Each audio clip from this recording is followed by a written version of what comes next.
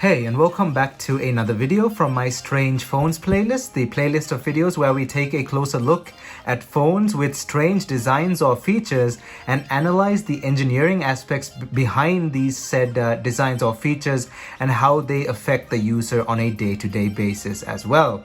In today's video, we have the Kyocera Echo from 2011, which is best known for being the world's first dual-screen phone. It has a very unique design, as you can see, and as of now, has been largely forgotten in the present day. These things are also extremely rare collector's items and go for really high prices online. So now let's take a closer look at why the Kyocera Echo has this strange design here in 2022.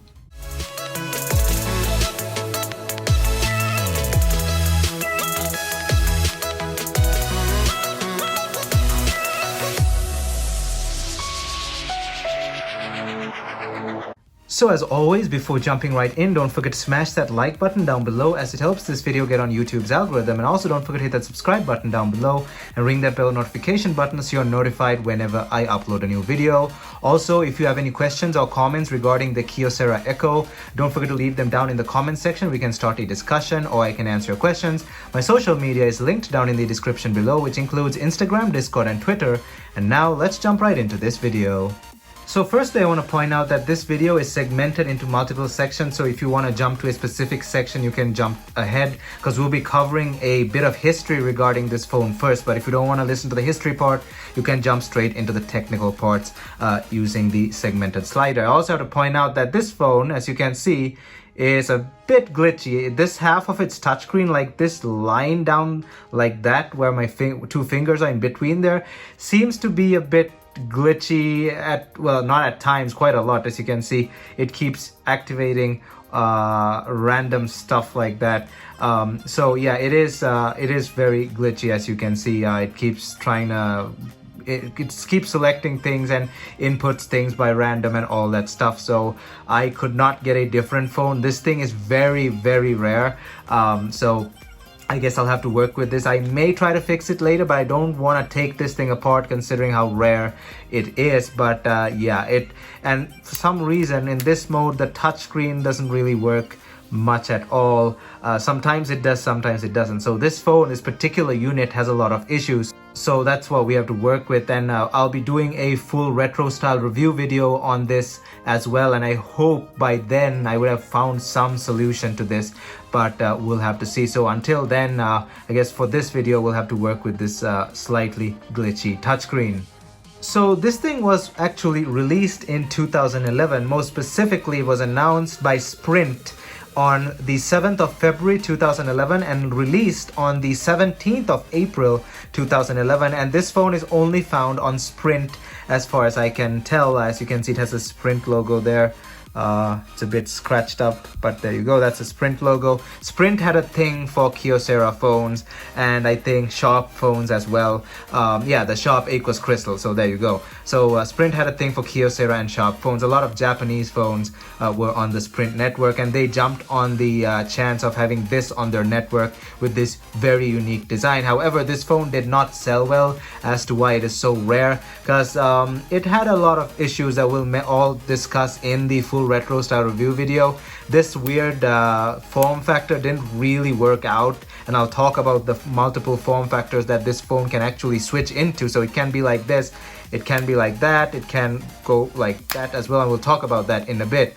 But this thing actually it was not a success. It was a failure. Well, I won't call it a failure, but it did not sell well because of the weird design, and it also is very underpowered according to some of the reviews, and it couldn't handle a lot of heavy tasks. So those were some of the reasons that this thing didn't really sell well. But Sprint and Kyocera promoted this thing heavily, and it was actually well received by a lot of reviewers, getting an average about a 7 out of 10-ish. But of course the flaws were apparent. It was quite underpowered, and this mechanism wasn't really a thing. However, it does still to this day hold the title of the world's first dual screen phone. Now, dual screen does not include the flip phones with the small OLED on the on the back of the cover so you can see the time and stuff. That's not dual screen. We're talking actual dual screen, and this is as far as I can tell, the world's first dual screen phone. There's no other debate on that, saying that there's another phone. So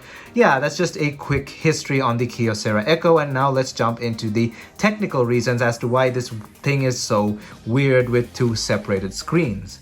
So let's start off with the form factors that this thing can actually switch into. Now, I hope it just lets me do something here without freaking out. All right, you freak out on your own time, whatever. But what we have here is what you call the tablet mode. So it's fully flat out, and when it's in this form, it forms a 4.7-inch image. So 4.7 inches like that. So each individual display on its own is 3.5 inches like that. But when you fold it out, it becomes 4.7 inches like that. So this is tablet mode. And by the way, there was another device that came a few months later, the Sony Xperia Tablet P. Now, it did not have this funky mechanism, but it was a simple fold tablet-like thing, a bit bigger than this as well. Here's a picture of it. And that thing did not have this weird multiple form factors. It was just simply fold. But yeah, this thing had somewhat of a competitor as well. So this is tablet mode. Now, optimized mode is where the thing actually has both screens are open like this, but parts of an application would be on either of the screen. For example, if you're on a browser or something, or let's say you're on WhatsApp, and this is your WhatsApp chat, you can still have all your contacts open on this side, or on this side you can have your chat and the contacts open on this side. Or if you're using a browser, you can have your browser on this side and your favorites and all the other stuff on that side. So that is basically optimized mode, and that would have been useful for those who wanted to use them. It can be used in this form factor as well if you really want, but this is the most useful form factor for optimized mode. You can split one application into two parts, use it on this side, have its options on that side, or whatever. The next thing is called simultask mode. Now, simultask or simultaneous task mode, you actually have to hold it in this position like this, and it's basically one application is running on the top screen and one application is running on the bottom screen. So it basically allows you to run two applications like this in this manner. So you can have your email, you can be typing emails over here, and you can be watching a video up here. Now, this phone's lack of power actually affected this mode heavily. It did not have the ability to do such a thing, and the version of Android it runs also, which is Android 2, or Android 2.3, which was the final update that this thing got, was not really capable of doing this. So that's why, as another reason, it was a failure. It was a very clunky phone. I mean, it would run the two applications, but it wouldn't run properly with just 512 megs of RAM. And I mean, you could run lighter applications, like you'd run YouTube at the top and maybe browse at the bottom, but heavier applications would just freak out. So that is simultask mode or simultaneous task mode. And the final mode is kind of obvious. It's single screen mode. When you close the phone like that, it goes into a single screen mode, and you can use it like that. So this mode is your general probably the most used mode when you're in a hurry or whatever, and the screen is offset, as you can see. So that's probably gonna put off some people who are like really picky about that. It doesn't really put me off, but I can imagine some users at the time would have not liked that. So you can do your basic mobile tasks with this and use it as a touchscreen, and use it in one hand as well. The screen is actually really accessible, as you can see. You don't really have to move the phone a lot. You can just move your thumb like that. So that is the fourth mode that this thing can use. So it has four modes. Tablet mode, which I showed you at first, which can actually be completely flat like that, or it can be a bit set up like that, which is a nice option as well. You can leave it on the table like that.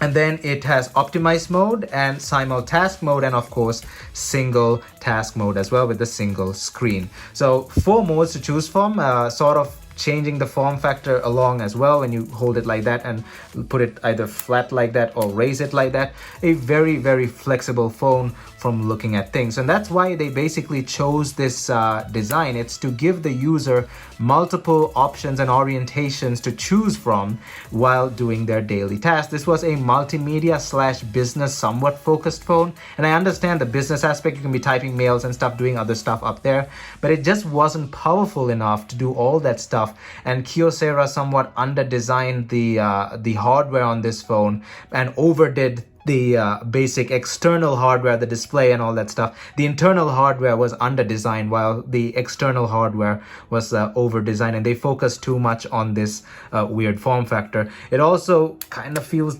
bad when it locks in place. Now this could be because this phone is old, but the hinge mechanism is actually very nice and tough, but it feels off when you like close it.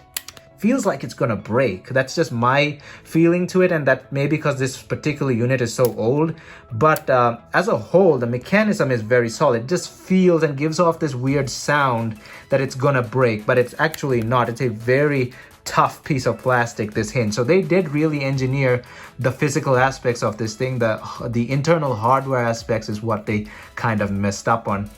And overall build quality of this phone is really nice as well. So those who did like this phone and did use it for light tasks, I'm pretty sure they enjoyed it as it is. But for a heavier user with that low specs, this dual screen functionality running Android 2.3 was not a good combo, and this phone didn't really sell well. Probably a lot of people returned them as well, hence why they're so rare. I got this one for the price on screen here. As you can see, it was $40 or something like that. And they don't usually show up on eBay or anything like that, so they're pretty rare. But when they do, they are also a bit more expensive. So when I saw this for $40, I immediately bought it. But yeah, those were the engineering aspects and choices in going into this design, in designing or engineering this phone, and why they chose them, how they affected the user on a day-to-day basis. It's just trying to give the user multiple angles, multiple options to use a phone, or just completely switch it into a tablet and use it as a tablet, and use it in different modes like portrait mode or landscape mode, and in different sub form factors as well, which is a really, really nice idea. But it didn't really kick off due to the faults of the internal design and the over engineering of this, and not actually putting a overall design process to make the phone more streamlined. And Android 2.3's capability at the time to do this was not probably up to par. They could have modified Android, of course, but I guess at the time we'll never know really what went down in design phases of this phone. And if you ever do get your hands on one for cheap, definitely keep it for as long as you can, or just add it to your collection. And if you already own one, definitely hold on to it. It's a very valuable collector's item now. And if yours is in better condition and working, that would be also nice, because as you can see, this thing is completely losing its stuff right now. I definitely have to fix this the touchscreen issue, but I'm not sure if this touchscreen issue was actually a part of why this phone was a failure, or it just could be this phone only, it just has a bad touchscreen issue. But yeah, it is what it is. And this was the Kyocera Echo engineering aspects and design choices here in 2022. I hope you enjoyed this video, and if you honestly did, don't forget to smash that like button down below, and also stay tuned for the upcoming full retro style review video and ringtones video in the future. Also, if you like this video a lot and you want to see more content like this, hit the subscribe button down below and ring that bell notification button so you're notified whenever I upload a new video. Leave any comments down below, any questions if you have them as well, and I can answer your questions or reply to your comments. We can start a discussion. My social media is linked down in the description below, which includes Instagram, Discord, and Twitter. Thumbs up, and I'll see you guys in my next video.